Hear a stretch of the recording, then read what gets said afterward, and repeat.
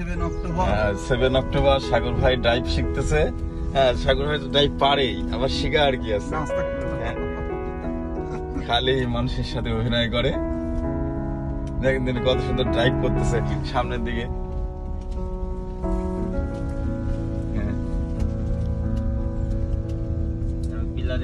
এ উল্লাস, দেখ দেখ ড্রাইভ করছে সাগর ভাই।